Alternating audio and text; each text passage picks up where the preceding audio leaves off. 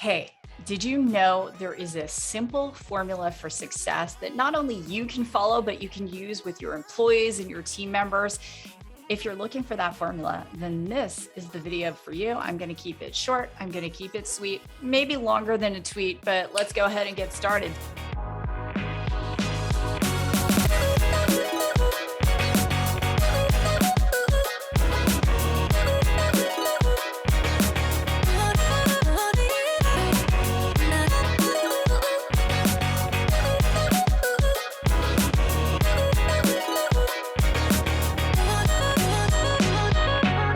So here's the thing. What is the formula for success? You are looking for some kind of result, and whether that is a revenue result, a profit result, whether it is to put out your best-selling book, to start a company, to fundraise, whatever it is, we are all seeking some kind of result in business. And so I want you to go ahead, I want you to write down the following letters, and I'm going to walk you through the simple formula for success. And by the way, before I do, if you haven't subscribed to this channel, please hit subscribe, turn on your notifications, share this video. I would love that. And comment, because I'm the one who responds to all the comments. So write a comment. I will be the one who's commenting back to you. So anyway, let's give it a start. So the first thing is writing down the letter S. So what does the S stand for? It stands for skills. So whatever the result you are looking for is, you've got to have the skills that match that result. So let me give you an example. If I wanted to bake a chocolate cake and I had never baked before, then I'm lacking the baking skills, and I can, pull out stuff that I think is in that cake, but it's probably not going to turn into a chocolate cake if I don't have that skill of baking. The same thing is true with any result you're looking for. If, so many people come to me, Susan, how do I raise money for my startup? What kind of funding should I do? Should I do crowdfunding? Should I do some form of angel investing, friends and family? Should I bootstrap it? What should I do?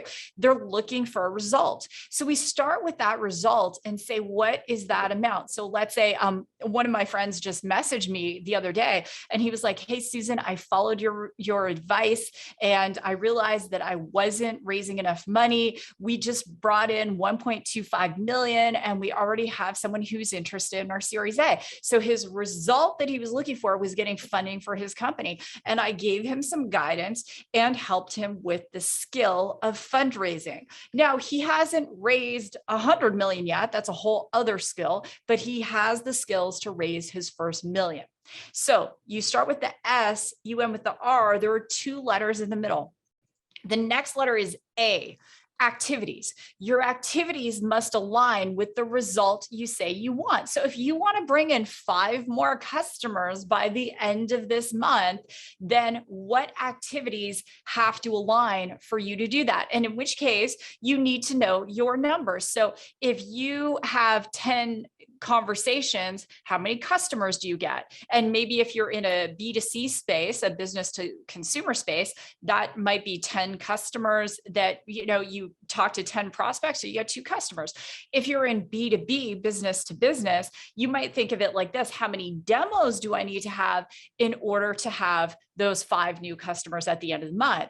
If you have to have 10 conversations to get 2 customers and you want to get 5, then guess what? You got to have 25 conversations to get your 5, and you need to know it. So your activities have got to align. And I see a lot of people, this is raw and real entrepreneurship. I see a lot of people who are looking for a result, and their activities don't align with that result they say they want to have.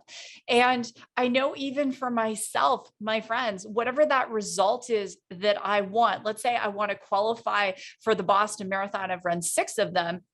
I want to qualify for the 7th. That is a result. I know the time I need to run to qualify for that. And so what skills do I need to have that I don't have, or what, and I already have the skills because I've done 6, but what are the activities I need to do in order to get that result? And there are many factors with the amount of time that I have, with the age that I'm at, with, the type of training I should be doing. So activities, result. And the second A stands for attitude. I don't care if your skills are amazing, your activities are off the chart. If your attitude stinks, so will your results. So I've seen a lot of people and they're like, Susan, I'm reaching out to prospects and I'm in my office 8 hours a day, but their attitude stinks. They're in a victim mode. No one wants to, use my product or service. My partner doesn't support me. Like I get exhausted hearing them, right? So your attitude has got to align with that result you are seeking. And so Jim Rohn, the late business philosopher, amazing human. He was Tony Robbins' first mentor.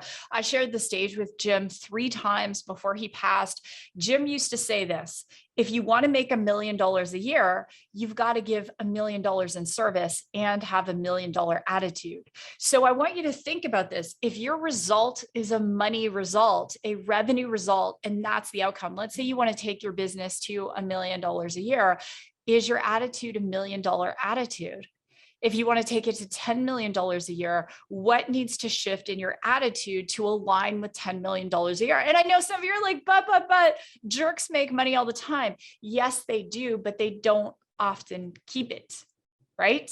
So align your attitude with that result. And an attitude can also look like being tenacious, being driven, being motivated, being focused. So what needs to shift? So I call this the SAAR paradigm. And I learned it many years ago from a good friend of mine. His name's David. And we were having tea one day in Australia. And he said, Susan, I've got this thing figured out. And that's who I learned it from. So I want to give David some credit there. I have been using this paradigm for years to help grow 3 award-winning sales teams, to help to grow significant businesses, but most importantly, to help to mentor folks just like you. So with that, I want to encourage you to check out some of my videos on time management, check out some of my interviews with producers at all levels. There are amazing people who are sharing, what they're doing in their day, how they're managing themselves in their time. And you're going to learn very quickly that the people who are having the most success, generally speaking, have the best attitude. So with that, make sure you drop a comment below and hit the like button. I would love that. And this has been another episode of Raw and Real Entrepreneurship.